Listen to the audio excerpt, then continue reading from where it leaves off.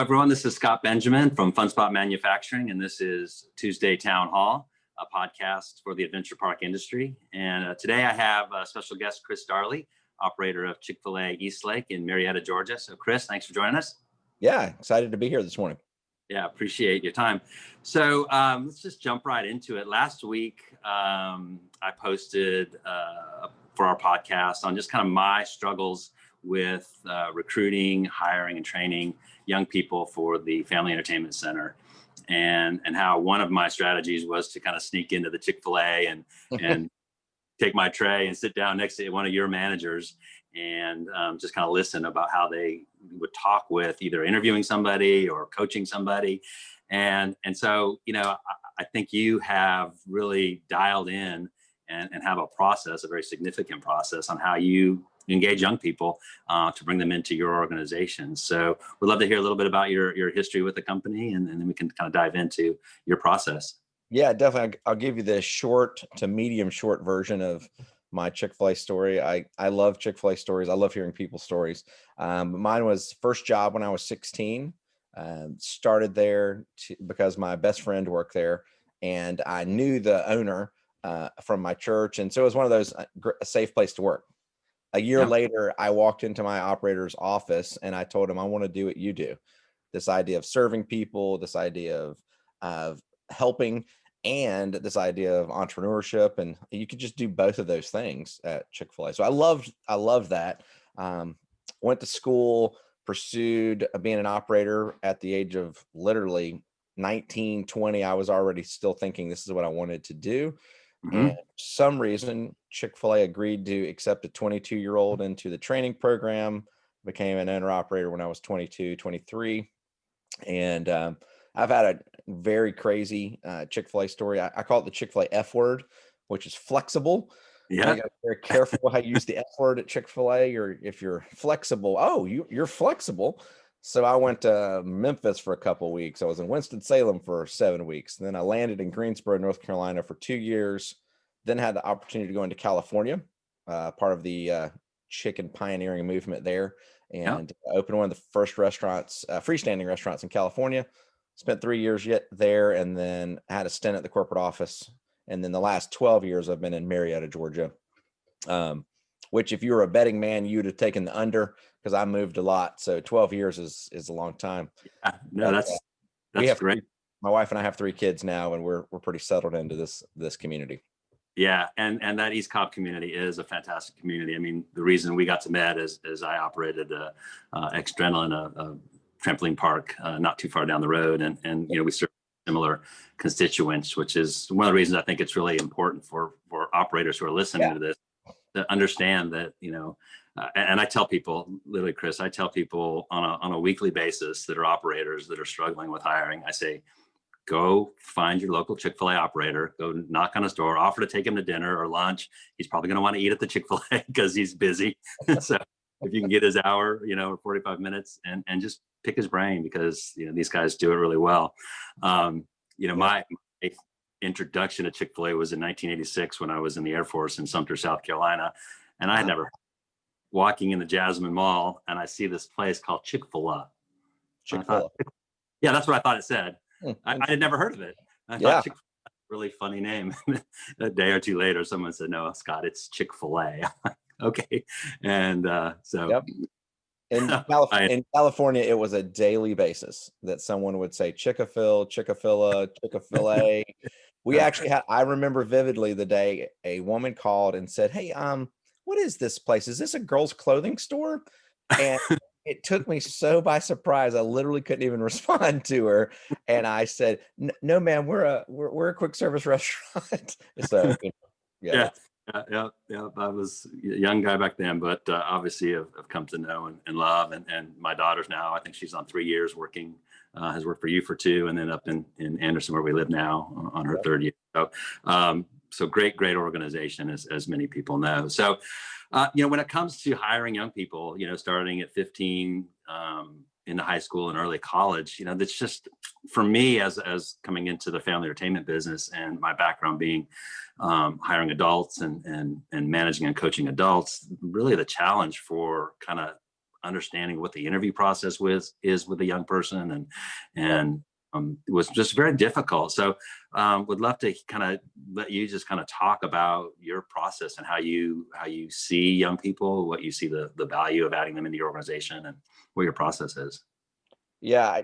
So if I can, I'll definitely, I want to step back and zoom back just a bit to Sure. answer the bigger question. And I've developed for myself what I call it the 6 circles, but it's the 6 questions and the 6 circles that every person must answer. And I've learned that you have to get these questions in the right order, because if you get them in the wrong order, you really can create some instability. You create chaos in your own life. And so the short version of that is that you have to start with answering your why first. Hmm. Why do I exist? Right? Why are we doing this? Why are we in business? Why are we going about what we're doing? And if I do that first, I answer the question of purpose, right? And so when I answer my purpose, I really answer meaning. And if I don't have a purpose or meaning, really nothing else after that is sustainable. And the problem is, you and I both work in industries that's all about the what and the when, which Hmm. the what and the when are the 5th and the 6th questions that we should ask. But the problem is, right? Hey, what are we Yeah. going to do? What are we going to do? When are we going to get that person through the drive-through? When are we going to make sure that ball pit is clean? When are we going to do? When? So I stepped back, and we have a very clear purpose statement. So one of the first things I challenge anybody, if you're an owner operator, if you're an entrepreneur, you've got ideas, right? I guarantee you've got ideas. I guarantee you've got processes, but do you have a clear purpose? And Mm. if you don't, you're going to create, Andy Stanley likes to say it this way, you're going to create alignment issues, right? It's like driving down the road in a car that's not aligned. And Yeah. so you're going to experience, no matter what you do, it's going to feel off if you Yep. don't have clarity of purpose. So answer that purpose question first. Then the second question is, who are you, right? Who are we as an organization? Who do we want to hire?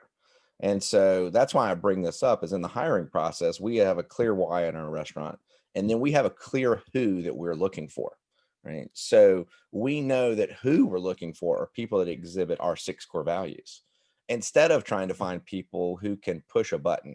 Yeah. I probably say this 10 times a month, and it's this phrase: I can teach anyone how to push the no pickle button, but to actually put customers first, to Right. actually be personally excellent, I can't cram that down someone's throat, right? I can't lead that horse to drink that water. I can only lead them there. And Right. so, why do we exist? Who are we? Then we can establish where we want to go. Then we can establish what we call our vision, our goals, those things. Um, so why, who, where, and then we can get into the how, what, and when. And the how, what, and when, honestly, I would think that anybody who's listening to this is talented. That's how you've risen to that place, Hmm. because you have been able to put processes in place to get the what and the when done in a more efficient and more effective way than someone else. Um, but I don't know about y'all, right? So I'm 42. When I got to be 37, I realized doing this how, what, and when is not sustainable. Mm. Right? It is just impossible to keep going in the quick service industry. That's in air quotes, by the way. Yeah. Fast food industry, without having a truly, truly sustainable culture that's centered around the why and the who. Hmm. And so when we think about interviewing someone, when we think about looking for talent, that's exactly how we look at it. We're looking for talent. We're looking for the right who. We're not looking for the right what, right? And we're not looking for what you can do. And I think I've really come to think of resume as a cuss word, right? When someone wants to give me their resume, I'm like, Yeah. oh no, oh no. It's like, I got it. Thank you so much for all the stuff that you've done, right? Yeah. But who are you, right? Yeah. When the drive-through was double wrapped around the building, and I don't know what your Chick-fil-A is like in your community right now, but there are moments when I look up, I'm like, there are 27 cars in my line, right? Yeah. Why in the world would someone wait 20? Like, that's mind-boggling to me Hmm. as the owner operator, going, why would you wait in that line? And then you realize, well, because they trust us because of the relationship that they have with who we are, right? They trust our purpose more than anything. So I go on that diatribe because this coaching and consulting model that I use in my own restaurant, and even when I'm coaching other operators that are interested in growing a Hmm. sustainable business, is Yep. that we've got to get the questions in the right order. if we get the questions out of order, it's a lot like trying to, you're in a burning house, right? You're in a house that's burning down, but you're talking about what's the budget for next month. It's like, whoa, whoa, whoa. We've got the questions out of order here, right? Our priorities are totally out of order in this moment. Yeah. So starting with, good recruiting starts with you being clear with your own why and your own, what's the second one? The why and who. Why and who. Yeah. Yeah. And so if I have a clear purpose, right? So for me, my purpose is to invest into others to help them reach their full God-given potential. That's my why. I wake up every day and that why doesn't change, right? My where might change, my what might change, my how might change, but my why is not changing. Dan Cathy could walk in my restaurant tomorrow and say, Chris Darley, you've done a great job as an operator. We really appreciate you, but we're going to go a different direction with Chick-fil-A Eastlake. And I would absolutely positively not lose focus or not change my why. My purpose would stay the exact same. Now, where I exhibit my purpose, that's going to change. Not selling chicken anymore. I might be selling shoes, or I might be doing something else, but the purpose doesn't change. And that's what we're looking for once again with those young people. And the beauty of hiring a young person is they are ready to be molded, right? We don't have to untrain a young person most of the time. And I think you've all had this experience. I know that I have. You get a 40-something-year-old who comes in and gives you a very impressive story, AKA resume, that says, I have done all of these fast food jobs, or I've done all of these jobs. You're like, ouch. In other words, you can't keep a job. And in other words, you literally are a job hopper. And man, I'm going to invest money into you to train you, equip you, give you all these things. And the next thing you know, you're going to hop on to the next job. So young people are fired up, right? They aren't bewildered. They aren't confused about what a job is. They also aren't coming in and expecting you to fill a tank that you can't fill, right? They're more than likely coming in saying something along these lines. I'd love to get job experience.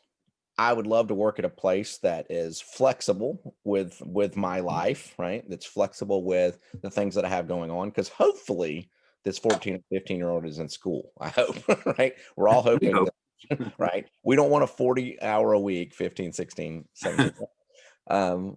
And they're saying, hey, I think that this would be a great place to work because I've heard from my friends, I've heard in the community, this is a great place to work. And so when we think about that, why wouldn't we hire a young person? Well, honestly, the only reason why we wouldn't is because it's too hard, right? And so we could talk about that more, but I don't want to get off of the question. Sure. But that recruiting strategy for us really revolves around, let's find the person that has a why and a who, right?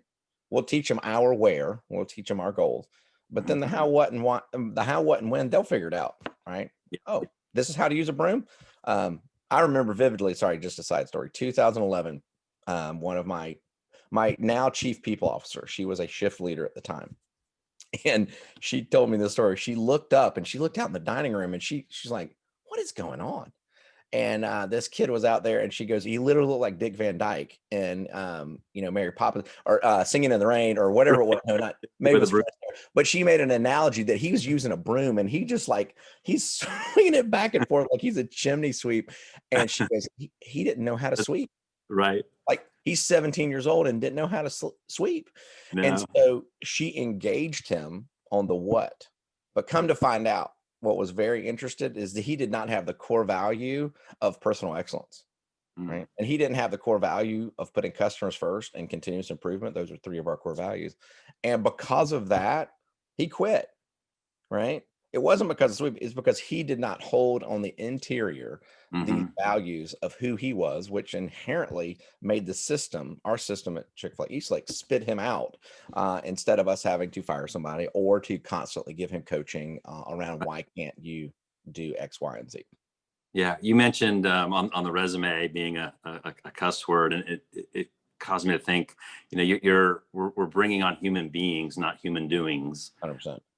Again, you can train anybody to push the no pickle button, but that's a human doing, and human beings, you create value and have a heart to follow through on the things that you've put in front of them. So Yeah, love and just that statement, human being versus human doing. I've heard so many leadership speakers speak on that, and even ones that I would go, I don't even know that you even have a very clear moral compass. Like if I'm listening to that speaker, but right. they all would say the same thing. It's like, hey, we hire humans, right? We are bringing humans like you. By the way, you are a human too.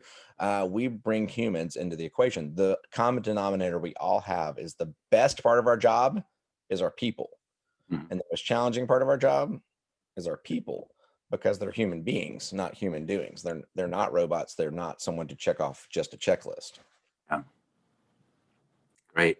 So I think that's fantastic to, to step back. I mean, really true good recruiting starts with you understanding your clear purpose. And then you're going to bring on people that are going to align with that, or they're not, and they're not going to either join or they're going to spit out quickly. Right. Yes, but you've got a pretty robust process that really, I think, I would imagine your turn and churn rate is pretty low compared to, the fast food industry and even the family entertainment industry. And so, what are some of those tactical things that you do to help identify people that fit that other part of the equation? Yeah, I'll walk through so as we use this is the how, right? So we've established, why we exist, who we're looking for, and then where we're going. So how do we do that?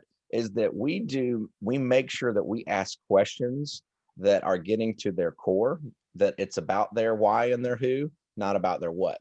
Right? Mhm. So I would challenge everyone that's listening here to go and look at the interview questions that you ask. What interview questions are you asking of that person? Are you asking what and when questions and how questions? Or are you asking questions of who are you?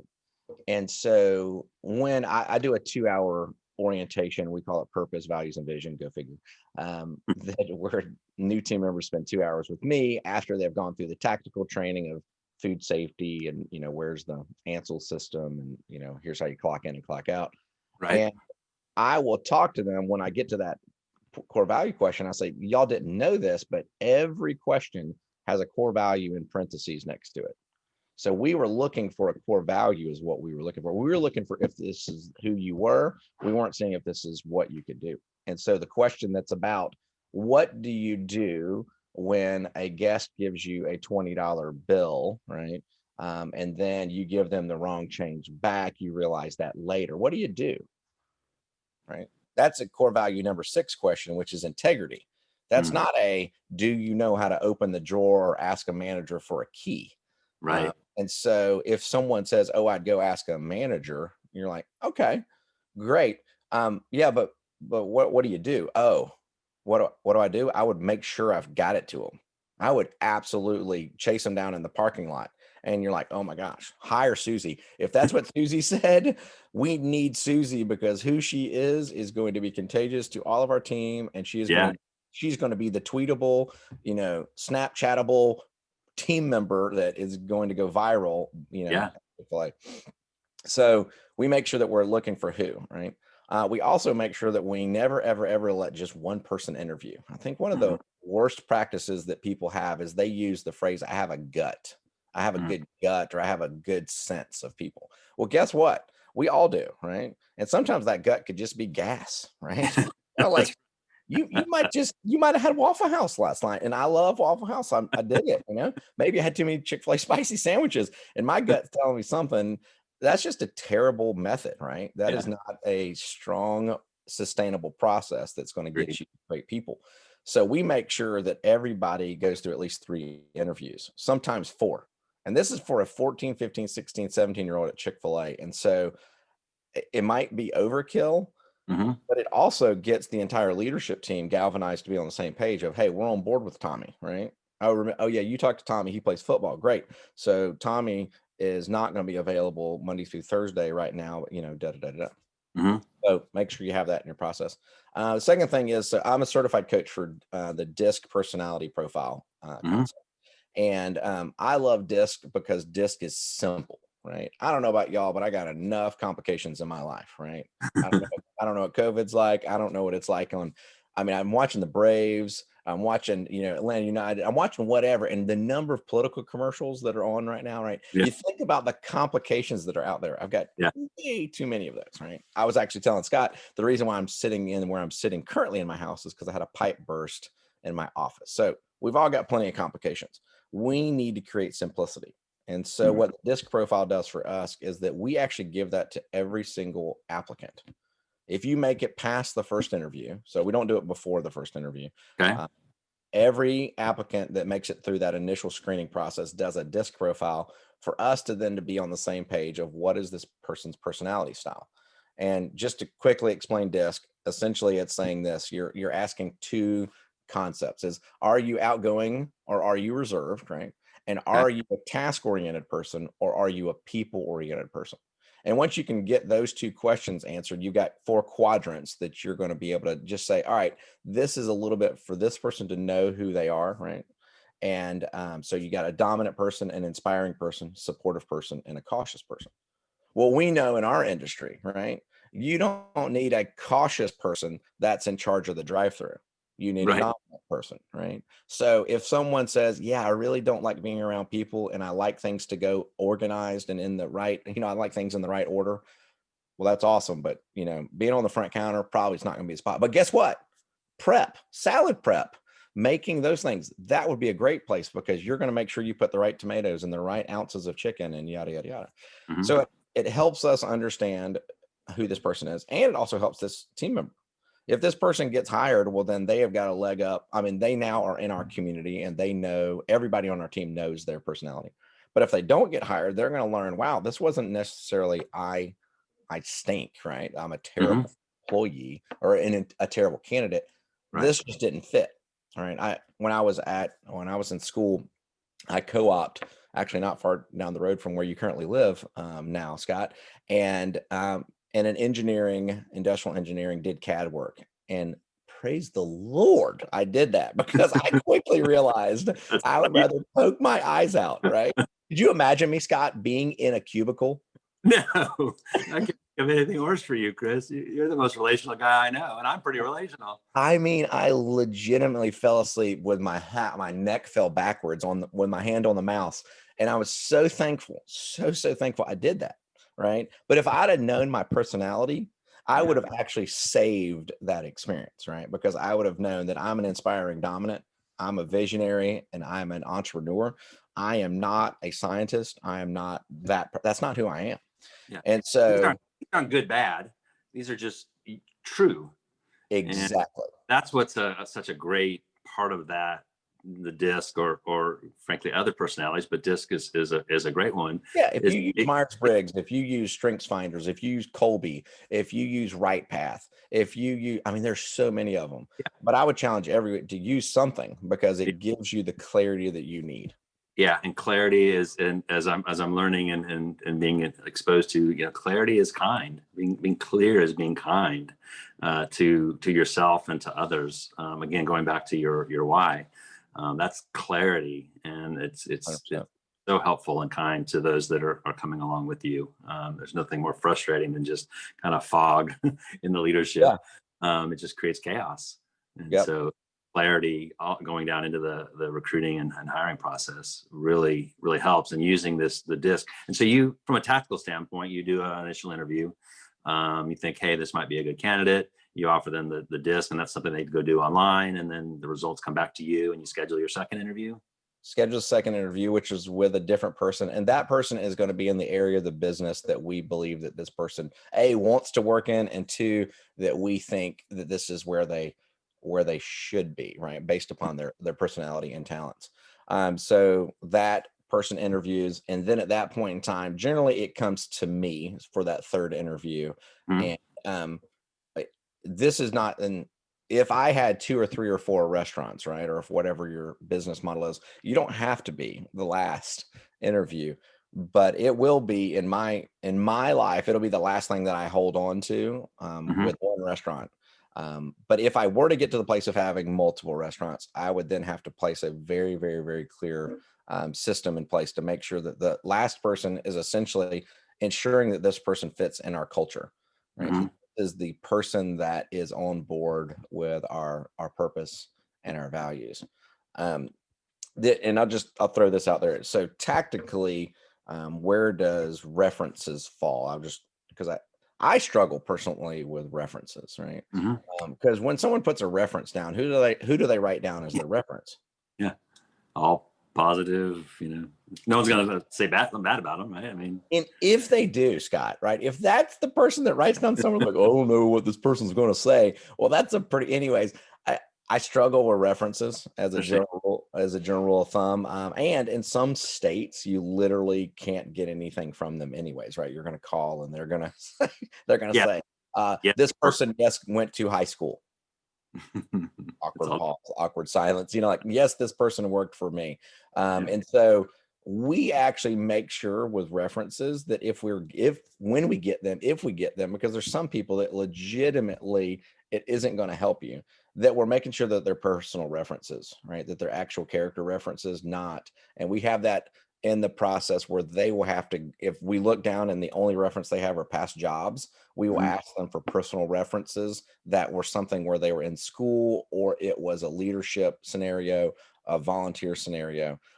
Because at that point in time, those individuals will give you more, right? Those are the individuals that are going to say, oh, yes, Brian volunteered with us on Saturdays for an entire year. And you're going, whoa, whoa, whoa, an entire year, like interior, like entire year. Well, Yeah. that's fantastic. This guy's commitment is where it needs to be. Oh, yeah, yeah. Brian volunteered with us on and off. Honestly, I can't remember when it was or what he did. Thank you. And so that's just a side note on references from my experience. And as we want to, you have a system that's actually getting us behaviors that we need, Mhm. are helpful. Let's not waste time on something that is going to be a waste of time. So let's get the right references when we're Yeah. spending that time. Yeah. So you bring in, you mentioned, I think, even 14-year-olds into your organization. So, 14-year-old, well, maybe ninth grade, awkward. How do you find, they respond to your, kind of questions of, existential questions somewhat that they probably haven't been asked in their home environment or even in school environment. So here's what's so cool. I just got chills. Here's what's so cool. The 14-year-olds that walk in our doors are the individuals that have literally been saying, I want to work at Chick-fil-A since I was 10, 11, 12 years old. It Okay. is so cool because, right? And why is because they have had someone in their life, right, that has said, here's what you need to do at a young age. You need to invest in what really matters. Mhm. You need to invest in your personal growth. You need to invest in how to grow as a leader. You need to invest in what does compound interest mean, son? And they're going, I don't know. And like that 14-year-old that walks in the door and says, yes, I've been thinking about this for a long time because my older brother worked here 3 years ago, right? Mhm. Which is, I'll go ahead and do the side note here. The best reference, the most incredible compliment we can ever get is if a sibling comes and works for us. It's the most incredible, right? Because who tells the truth, right? The person that tells the truth when they walk in the door, right? And they're throwing Yeah. their shoes down and they go, oh my gosh, I do not want to go to work tomorrow, right? Yeah. So if that sibling walks in the door, who more than likely has a sibling relationship with that person, right? They probably fight, they probably get Yeah. frustrated about milk and who ate the last cookie. Yeah. I mean, last week I was doing orientation and I had two younger siblings that were sitting next to each other of two current team members. The real irony is those team members were actually dating. The brother and the sister were dating, and the sisters are sitting next to each other. I'm like, oh my gosh, this is the best compliment I think I've ever gotten. Right? Wow. I mean, they spend almost all their lives together. They school, work, friendship, dating, whatever it might be, and so the best compliment we can ever get is a sibling or a family member that comes to work for us. Um, and sorry, that's just a side note because it just gets me really fired up. And who is that sibling sometimes? It's a They're a great 14-year-old. creating a pipeline of great people, because the environment is good, so So you yeah. think about sports, right? I use a lot of sports analogies and I think in sports, but you think about the difference. So soccer and baseball are very different. than basketball and football, right? And what I mean by that is soccer and baseball have this pipeline, right? Soccer, you start in a youth academy, you might start when you're 9 years old, right? And they will then you'll grow through that academy, and you'll see 17-year-olds playing in the English Premier League or on the MLS or the La Liga or whatever it might be. You look at baseball. Oh my gosh, I'm watching the Braves last night, and Pache 2 nights ago hits a home run. The dude, what? You're like, how old is he? He's 19, for crying out loud, but he's been in the minor leagues. He's been in the system. What better opportunity do we have? Sorry, I'm actually telling y'all lots of secrets right now. So y'all literally are getting some secrets here. Why not hire a 14-year-old, right? Yeah. And the only reason, I'll go back to the easy and hard, is because it's hard to hire a 14-year-old. It's really hard because they do not know what to do in any way, shape, or form. They don't have a dadgum clue, right? They are as lost as they could. They're like a deer in headlights standing up there going, oh, I don't want to. Either their personality says this, I do not want to make a mistake, or their personality says is, oh my gosh, my mom told me not to do anything stupid, so that's what I'm going to do, because when I'm at home, I do stupid stuff all the time, right? So when I walk up to a 14-year-old, and I'm a short guy, right? So I walk up to people, and I know I'm not physically intimidating, but I do know that my position is very intimidating, right? And so I walk up and I say, hey, Sarah, how are you? Good. How's school? Are you at home? Are you virtual right now? Are you? Oh. And all of a sudden, next thing you know, they start to realize I'm a human being, right? I'm a human being. They're a human being. I'm not asking them to do anything. And next thing you know, they start elevating. Just a very simple conversation to have with that individual elevates their ability to engage, elevates, and they grow in that 5 minutes. What it takes sometimes 6 months to take a 30 or 40-year-old that you're trying to untrain from bad habits, right? So there's the principle, right? The principle is we would rather train than untrain. We would rather take raw material and stick it into the forge and heat it up and then, hammer it out and actually create something versus having to break something down. Oh, this isn't used, like, what do we do with this? And so going back to the baseball analogy, you then spend 14 and 15 or even 15 in the minor leagues of Chick-fil-A, right? Well, by the time you spent that time, by the time you turn 16 and you can work more than 3 hours a day, you're ready to go. And not to mention you're fired up, right? I've got one team member right now. She literally has a countdown of when she turns 16, because in our restaurant, you can't be a team leader until you're 16. And she has actually done we do classes for team members and we do all these trainings. She's actually done all of them, right? She's literally just waiting to the clock has to tick. All she wants for her birthday is the ability for us to ring a cowbell and, have a big celebration to become a team leader. So take advantage of the opportunity of doing something that no one else in your community is doing, which is engaging young people, right? And as I think about my purpose to invest into others to help them reach their full God-given potential, what's more exciting than taking a 14-year-old, right? So, sorry, this is actually pretty apt. Pretty incredible timing. But this morning at 6:10 a.m., I got a message that said, "You have forever changed my interpretation and perception of leadership." This is an individual who is a freshman in college, and she's in a class right now that she is having to write a paper about influence.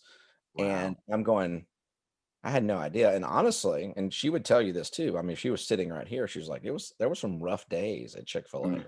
Yeah. There were some challenging times that, she's going, I don't want to work here. And I'm going, good grief, do I want you to work here? Because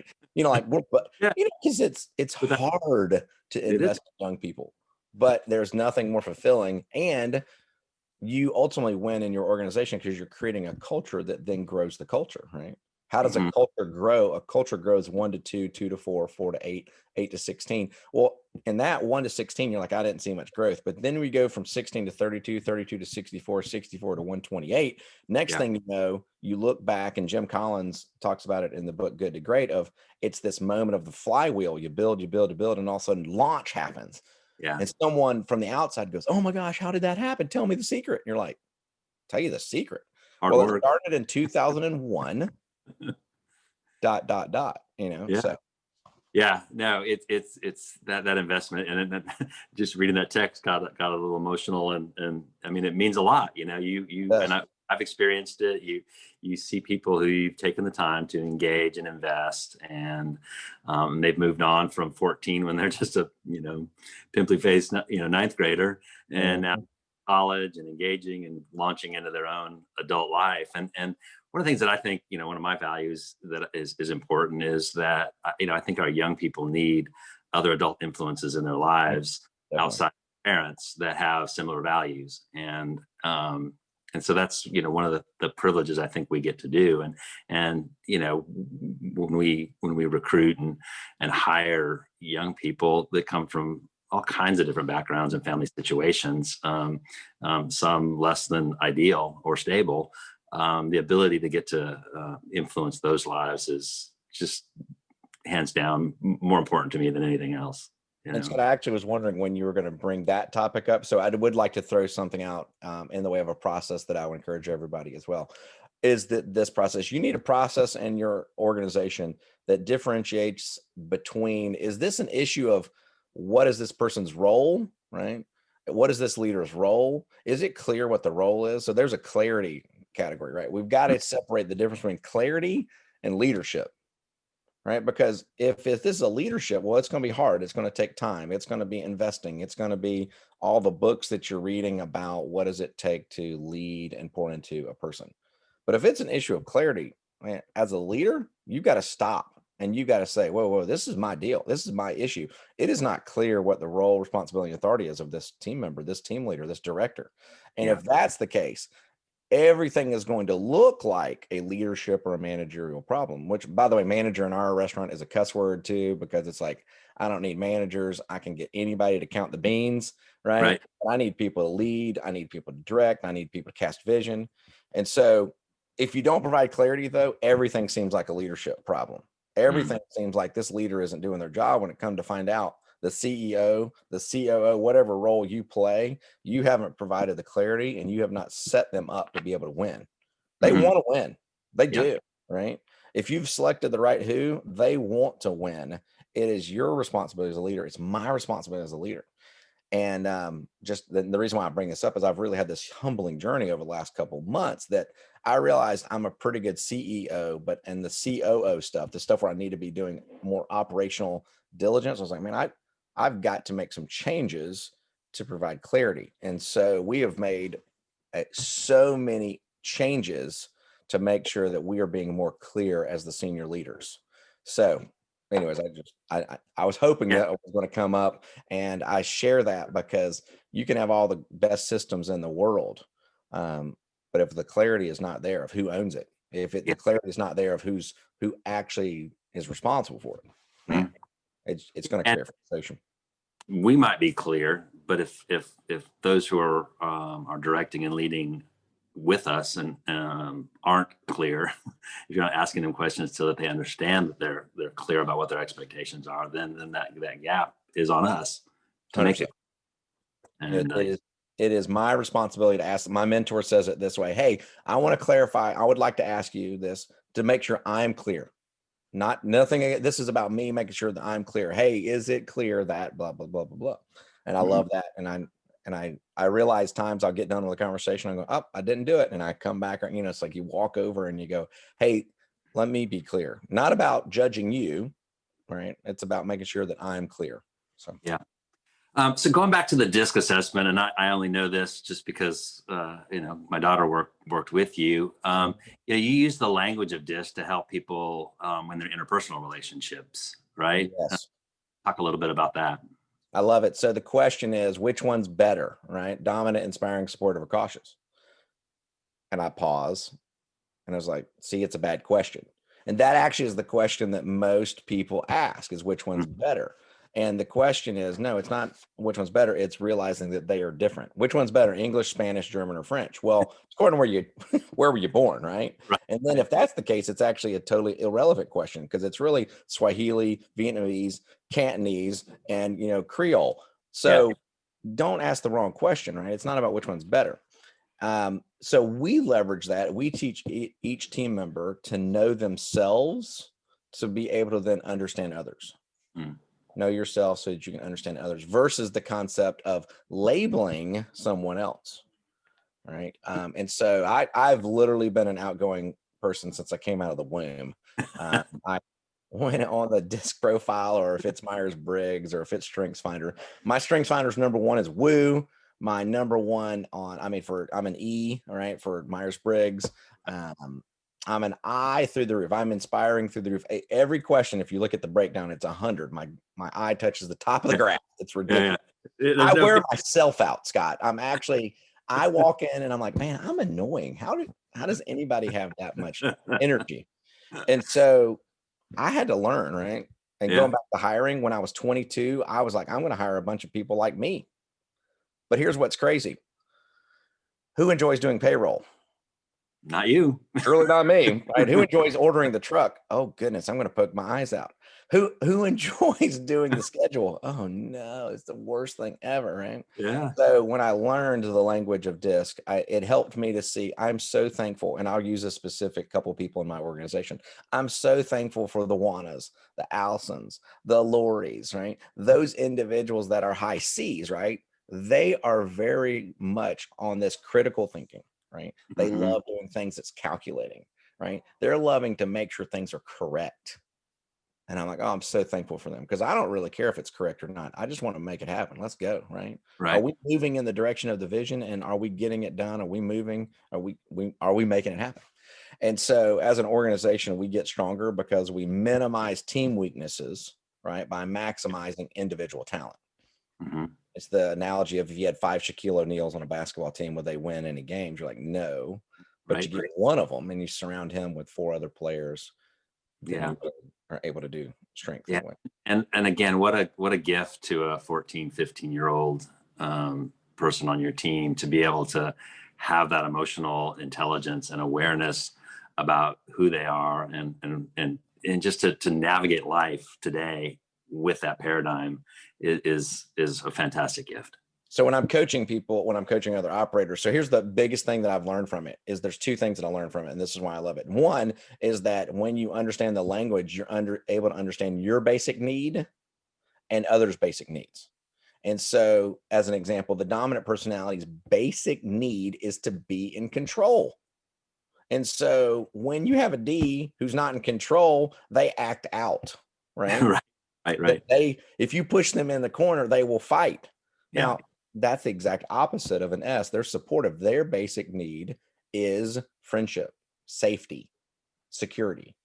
So like you push them into a corner, they're going to sit down in the corner and stick their thumb in their mouth, because they're going to go, that isn't safe, right? They're literally going to say, whoa, I'm not going to fight you. That's the worst thing I could do. And so if you can understand that, you can understand basic needs, huge deal. And so the thing is, so what I mean by that is, in other words, the dominant personality gets out of control, they fight. The supportive person gets out of control and they sit down. So the second thing that the DISC teaches is that you're able to see the difference between under control and out of control behavior. And that enables me to look at someone and believe the best about them, just knowing their strength is out of control, versus going, oh my gosh, that person drives me crazy. Or, oh my gosh, I hate working with that person. Right. So do you know any dominant personalities, Scott? You know, I do. You do. I know the same one that you know, right? And in that moment, right, the learning that she had I am a dominant personality, right?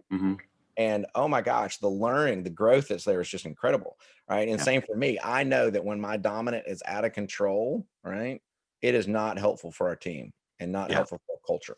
And so, but when it is under control, oh my gosh, if you're in a burning building, I'm following, right? The dominant personality, they're blowing through sheetrock. They're not sitting around singing Kumbaya and wondering, is everybody okay? Is everybody okay? That person ain't dying, right? They're blowing through the walls to get out. And so those 2 things are really important. And when you think about creating an actual culture, that is huge. How could you create a culture with individuals not understanding who they are? Yeah. So. Yeah, fantastic. Well, I think we could probably go another hour talking, but I know I want to respect your time, and I appreciate that you've taken the time to come on and allow the operators and owners of family entertainment centers that listen to just kind of get an insight into really not just a process. You know, this isn't a tactical exercise. It's really a strategic exercise. It starts with you understanding your why, and I appreciate you taking the time to share with us. Do you have some social media if people wanted to follow you that they might just kind of see what's going on in Chris Darley's life? I mean, I wore orange, just to You be. did wear orange today. I do appreciate that, which is very strong. There. Yeah, so C Darley 007. So I remember being obsessed with James Bond 20 years ago. So C Darley 007 on Instagram is definitely the best way. If you're gonna try to follow there, is great. And years ago, I graduated, and me and my roommate, so he is now a very successful commercial real estate guy. But we went to Six Flags, and we said that we were going to start a business called Uncommon Sense Consulting. And so actually that's one of the things that I think that this is, right? I think that it's an opportunity. It's just uncommon now for common sense to be common. Yeah. Right? And so I say that because eventually someday maybe Chris Darley will have a business called Uncommon Sense Consulting. just because I remember standing at Six Flags going, what are they doing? Like, why are they paying a security guard to stand there? I totally get that. I evaluate all kinds of service and experiences that you get into, and you're just like, wow. They clearly don't know their why. Clearly don't know why. So maybe someday there's the Chris Darley Uncommon Sense Consulting firm. So there you go. That's okay. Well, I'll post your Instagram in the show notes if people wanted to follow you. And so again, Chris, thanks so much for taking the time to be with me and talk a little bit about something that I'm passionate about, because investing in people is important, and young people especially. So thank you. Glad to. Blessings to be able to do this. And for everybody out there, focus on your why, because when you do, you're going to impact generations, and there's nothing more powerful than that. And that's really cool. Awesome. Well, thanks again for listening to the Tuesday Town Hall podcast of Fun Spot, the Adventure Park podcast. And we'll look forward to seeing you again next Tuesday.